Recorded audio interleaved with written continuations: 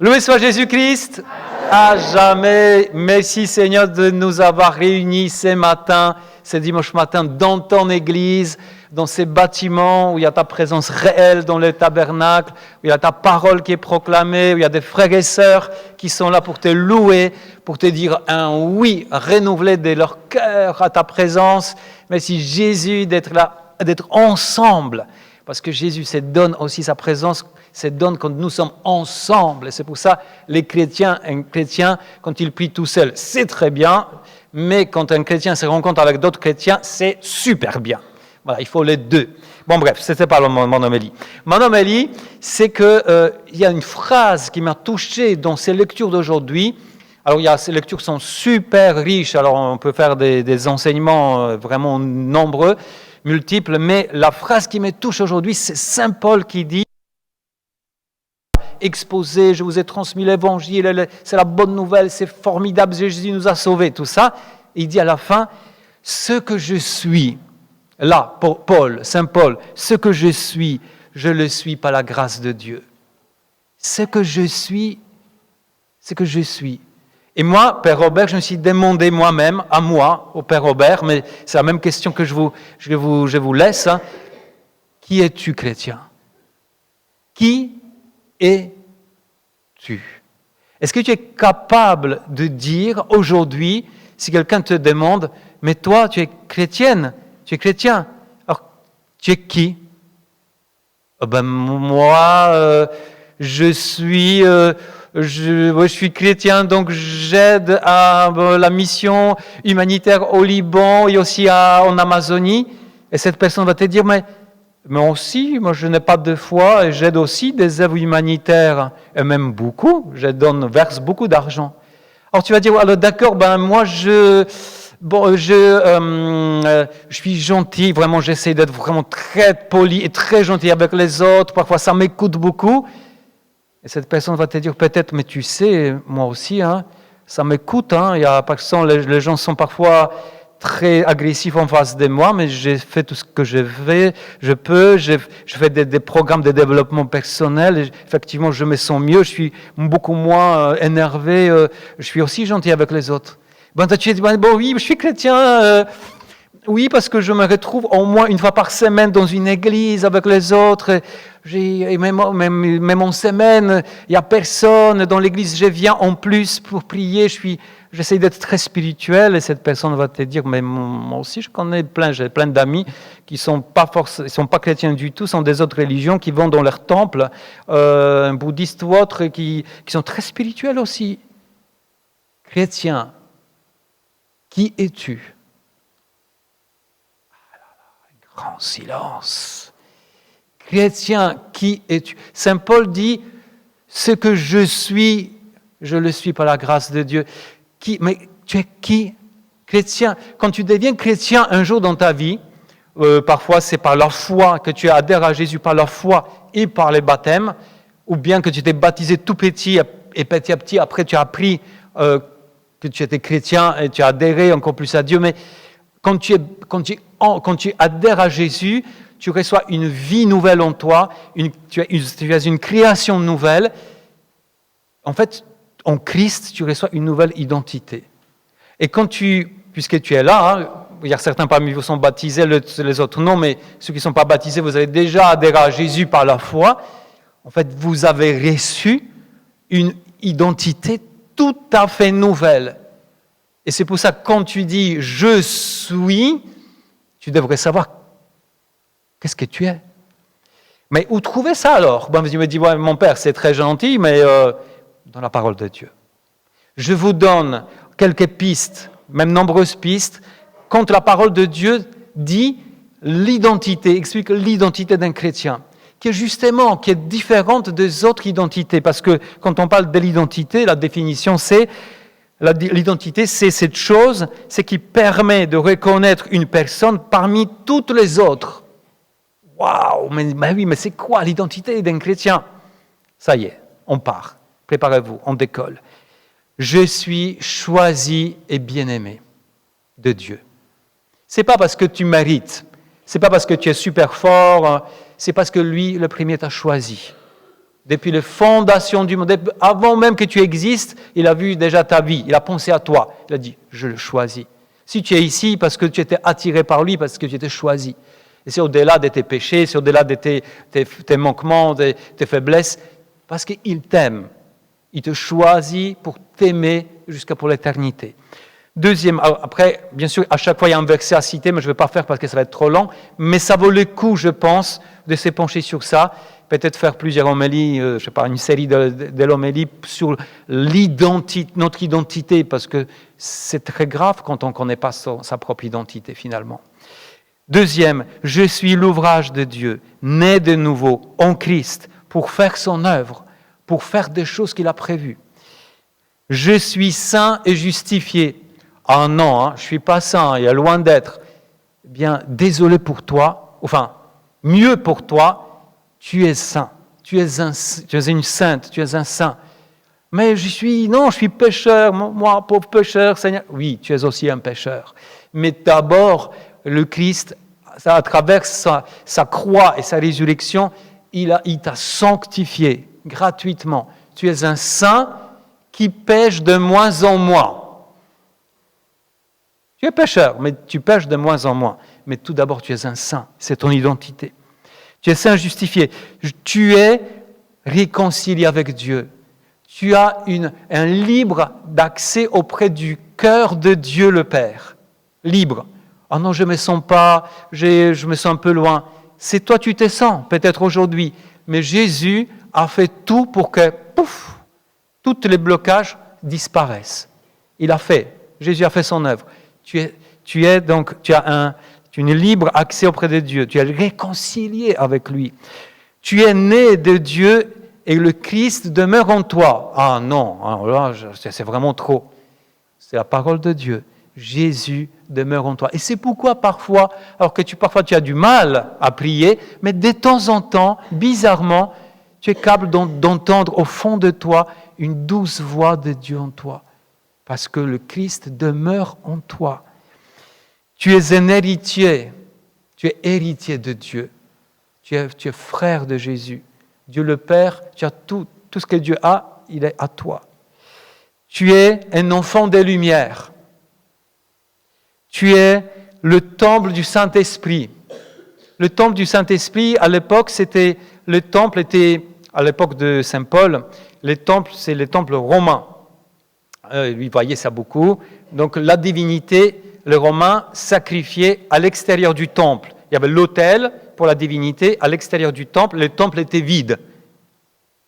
Et le temple dit, et Saint Paul te dit, à travers, avec la parole de Dieu, à travers sa parole, tu n'es pas un temple vide, toi. Tu es un temple rempli du Saint-Esprit. Il est différent, ce temple-là.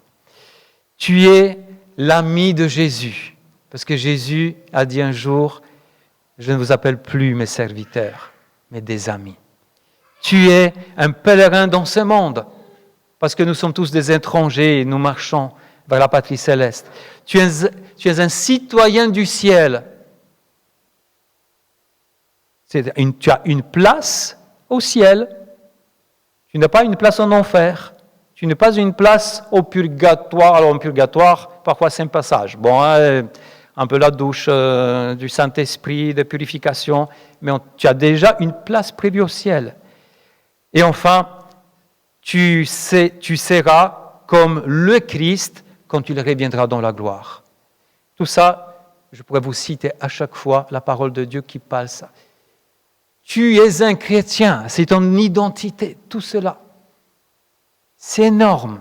Si on pourrait juste prendre ça, méditer sur ça et de plus en plus prendre cette identité pour soi-même. Parce que il y a un danger. Que Jésus nous donne une nouvelle identité, une nouvelle naissance, mais nous vivons selon l'ancienne identité. Imaginez-vous une chose. Imaginez-vous que vous recevez ce soir. Bon, c'est un dimanche, ce soir non. Demain, vous recevez une lettre. Et dans cette lettre, incroyable, elle vient de l'Angleterre. Et dans cette lettre, on vous explique que par toutes sortes de biais de circonstances, en fait, quand vous étiez bébé, on s'est trompé à l'hôpital, et tout ça, et tout ça. Mais en fait, véritablement, vous appartenez à la famille royale d'Angleterre. Alors vous avez vécu toute votre vie jusqu'à maintenant, telle qu'elle, hein, voilà, vous êtes là, vous avez construit votre vie, mais d'un seul coup, vous apprenez que ce n'est pas une blague, la famille royale d'Angleterre a accompli, a fait des recherches, tout ça, et en fait, d'un seul coup, vous recevez une nouvelle identité. Enfin, on vous dit que vous n'êtes pas ce que vous avez pensé d'être. Qu'est-ce que vous faites? Vous avez le choix. Il y a deux choix. Ou vous dites, bon, c'est bien gentil, mais moi, j'ai vécu ma vie jusqu'à maintenant, je n'ai pas envie. Ou vous dites, ou bien, c'est extraordinaire. J'ai compris mes racines. J'ai compris parce que parfois je me comportais un peu bizarrement, pas comme tous les autres, parce que dans mes jeunes, je ne sais pas quoi, et c'était un peu bizarre. J'ai compris pourquoi j'avais l'attirance pour la langue anglaise. Bref, pourquoi en fait, vous comprenez qu'il y a une autre identité qui vous est proposée, elle est beaucoup plus profonde que celle que vous pensez d'avoir. Et c'est la même chose avec nous. Quand Jésus vous donne une nouvelle identité, parce que vous êtes une création nouvelle en lui, en fait, c'est à nous de choisir ou d'accepter cette identité ou de la refuser. Et c'est pourquoi, même s'il y a des belles choses qui sont écrites de la parole de Dieu, avec une force de Dieu, tu peux dire oui, mais non. C'est ça, mais non, non. Ou bien vous dites, voilà, oui, finalement, je n'ai jamais pensé à ça, mais je voudrais essayer, je voudrais prendre ça pour moi, parce que la parole de Dieu est vérité. Je ne peux pas, oui, je veux, j'adhère. Et ça passe par la foi. La foi, c'est quoi? La foi, c'est faire confiance à Dieu et adhérer aux vérités par lui révélées. C'est-à-dire, Dieu révèle ça dans sa parole, ou bien tu lui fais confiance, et tu adhères ou pas. Tu es libre, tu as toujours le choix. Ou tu vis ta vieille vie si bien que mal, ou tu dis, non, mais je suis saint, je suis pardonné, je suis choisi, je suis aimé par lui, je suis... Et tout ça, je ne vais pas reprendre. Et en fait, tu adhères par la foi. Tu prends ce que Dieu a prévu pour toi par la foi. C'est une adhésion. C'est comme tu prenais un scotch, double face, et tu scotchais sur ton cœur, et l'autre face est libre. Et tu te scotches de la vieille vie. Tu dis, c'est toujours c'est pas je suis chrétien, mais c'est nul. Je suis chrétien, mais... Ou bien tu te scotches à ce que Dieu a prévu pour toi. Tu adhères. Il y a une adhésion à la vérité de Dieu. Et on va vivre ça. Alors ça, c'est à vous. Moi, je ne peux pas faire à votre place. C'est chacun de nous qui adhère à ce que nous sommes. Mais je vous assure que si vous prenez des choses comme ça sérieusement pour vous, votre vie est transformée. Vous vivez votre vie dans ce monde, mais différemment. Par la foi, nous recevons aussi autre chose. Nous recevons le sacrement. Et là, j'arrive maintenant au sacrement des malades et les autres sacrements de l'Église. Ils sont 7, les sacrements. Il y a par exemple les sacrements de la messe, de l'Eucharistie, la parole du corps et le sang du Christ, mais aussi le sacrement des malades. Nous recevons de la même manière que tu reçois ton identité par la foi, tu adhères à ça, Dieu te demande d'adhérer avec ta foi au sacrement que tu vas recevoir. Alors il y a quand même une différence, parce que la parole de Dieu, quand elle déclare ce que tu es, si tu n'adhères à rien, ta foi est fermée, tu ne veux pas, Dieu te respecte.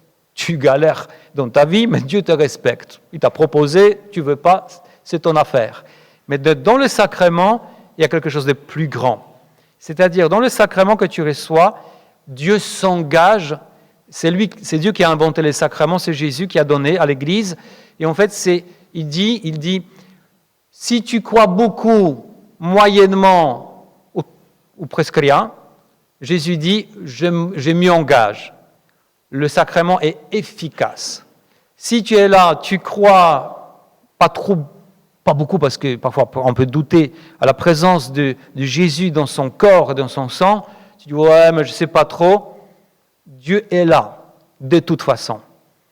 Mais les fruits de ces sacrements, c'est-à-dire que tu reçois, par exemple, l'hostie consacrée dans ta bouche, dans ton cœur. Si tu doutes, tu le reçois quand même, parce que c'est efficace. Mais si tu éveilles ta foi, si tu essayes d'adhérer, les fruits de ce que tu as reçu vont être multipliés fois 10, 5, 10, 100. Et c'est la même chose pour tous les sacrements. Le sacrement des malades, pareil. Tu peux recevoir genre, je reçois comme une planche en bois, voilà. Allez, faites-moi, le prêtre va me faire des trucs. Jésus est là. Il produit ce qu'il a à produire. Mais les fruits de ces sacrements vont dépendre de ta ferveur et de ta foi avec laquelle tu reçois. C'est pour ça que quand tu vas recevoir dans quelques instants ces merveilleux sacrements des malades et tout à l'heure la communion, dans ton cœur, éveille la foi. Dans ton cœur, parle-lui. Voilà, si c'est la guérison, parce que le sacrement des malades, c'est pour la guérison. Ce n'est pas le sacrement des mourants. Ce n'est pas l'extrême onction. C'est le sacrement des malades. Ceux qui sont malades, qui souffrent d'une maladie grave, mais aussi pour les mourants, bien sûr. Il englobe tout. Mais aujourd'hui, ce n'est pas des mourants devant moi. C'est des malades qui ont besoin d'une aide du Seigneur forte. Eh bien, il est là. Mais si tu vas recevoir aussi tout à l'heure le sacrement, le corps du Christ, ou peut-être tu vas recevoir la communion par le désir, parce que tu ne peux pas recevoir dans l'hostie, parle à lui dans ton cœur. Parle à Jésus dans ton cœur. Jésus, je veux te recevoir. Je ne comprends pas tout de la parole de Dieu, mais oui, je comprends que je dois parler à toi, je dois éveiller ma foi. Mais Jésus, je veux que tu augmentes ma foi. Oui, Jésus, je veux que tu sois vraiment présent en moi. Oui, Jésus, je veux que ta guérison vienne en moi comme tu as guéri il y a 2000 ans. Je sais que tu peux guérir. Toutes ces choses-là, prie comme ça, avec tes paroles, simplement, mais dans ton cœur. Réveille ta foi en toi. Amen ou pas amen? Et bon, voilà.